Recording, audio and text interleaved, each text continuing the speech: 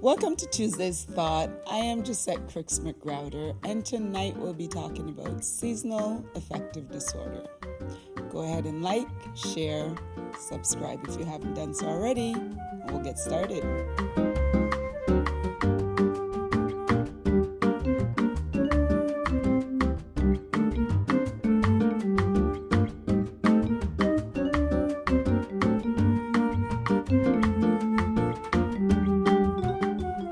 So seasonal affective disorder, it's a type of depression that occurs during the same season each year, and it usually happens in the fall or winter season.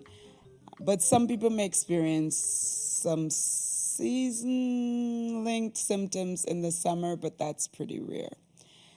On the other hand, we have what's called the winter blues, and this is a milder form of what you would call seasonal affective disorder, where it could be stemming mostly from lifestyle factors, like staying indoors most of the time, not being active, and using your device too much, such as always being on the phone, right? The different things that we're always doing on the phone. So depression is more common in women than men. However, the gender difference diminishes with age in Canada. So let's talk about depression in general, because SADS is a form of depression, a type of depression. So clinical depression is a complex mood disorder, and it's caused by various factors, including genetic predisposition, personality, stress, brain chemistry, right? There are different treatments for depression. You can have psychoeducation. That's where you're being taught about what's going on with you and how to deal with it. You can have psychotherapy to go and see a therapist.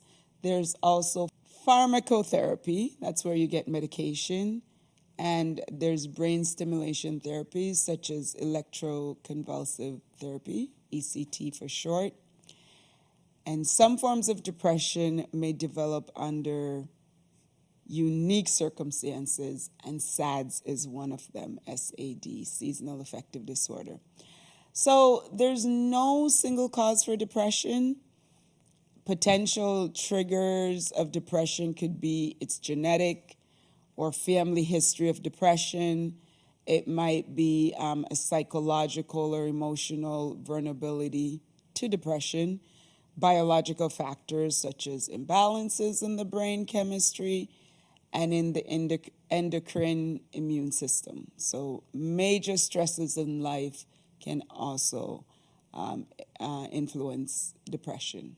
So the main symptom of depression is a sad, despairing mood that presents most days and lasts most of the day.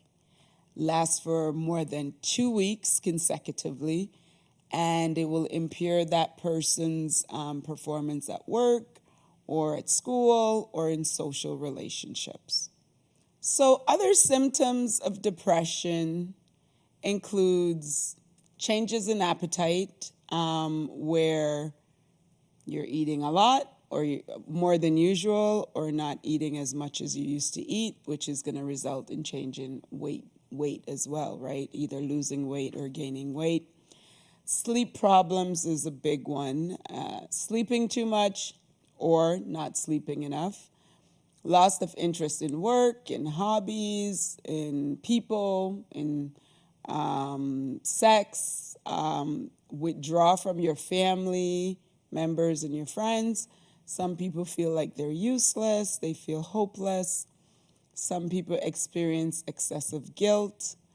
They're very pessimistic, and some low self-esteem. Also, there might be a feeling of agitation or feeling slowed down. So there's different things: irritability, fatigue, can't concentrate, memory issues. You might cry easily or feel like you want to cry, but you can't cry. Thoughts of suicide, which should always be taken seriously. That should never be taken lightly at any point at all. And sometimes people do get to the point where they lose touch with reality, where they have hallucinations, such as hearing voices, or they have delusions, such as having strange ideas or they're believing strange things.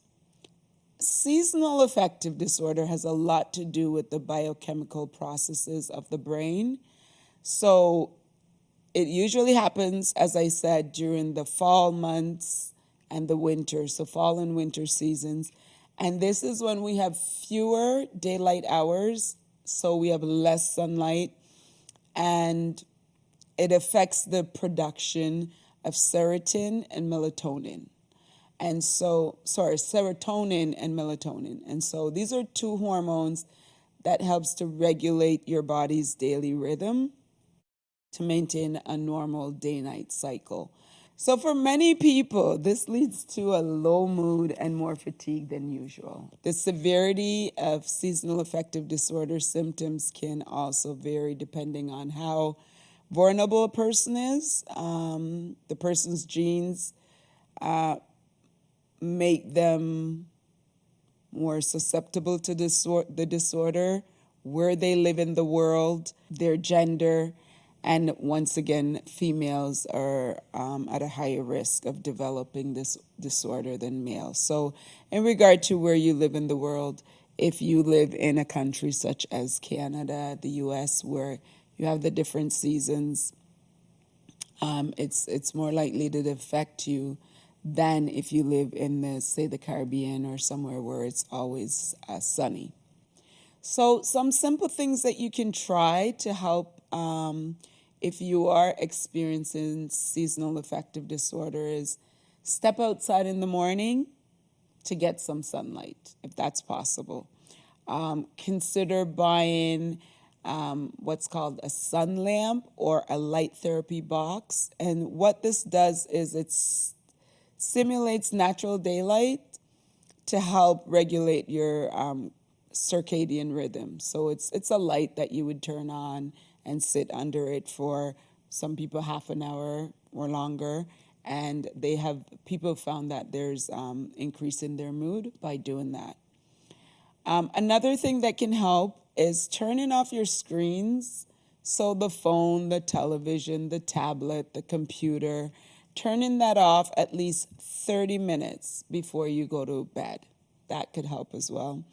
And you can add exercise and socialize into your routine. So you could even combine both, right? So socializing with people can help boost your mood. Exercise can help boost your mood.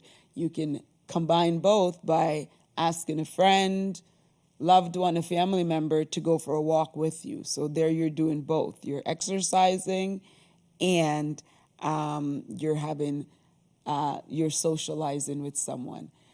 However, if you find that you're still down and out, then it's probably more severe than just these things.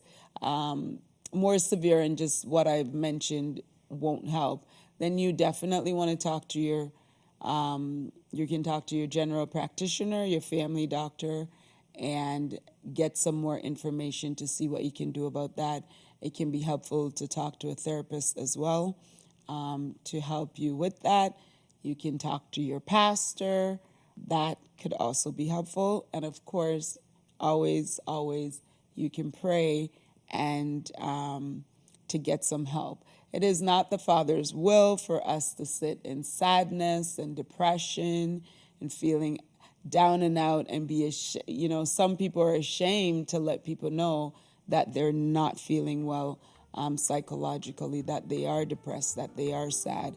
And really you're hurting yourself, and it's not the Lord's will for you to sit and hurt yourself when you could get help. So please reach out for help. If you're experiencing seasonal affective disorder, speak to your physician and speak to your loved ones and get some help. God bless you, and I will see you next week.